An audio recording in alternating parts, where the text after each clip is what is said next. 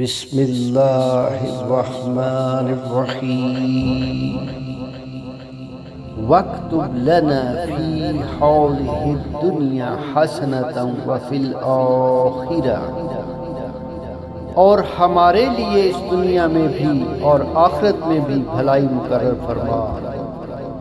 انا خدنا الیک، ہم نے تیری طرف رجوع کر لیا ہے۔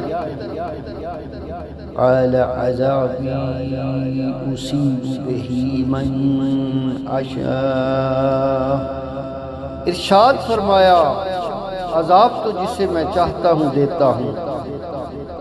ورحمتی وسعت کل شیء، اور میری رحمت ہر چیز کو شامل ہے۔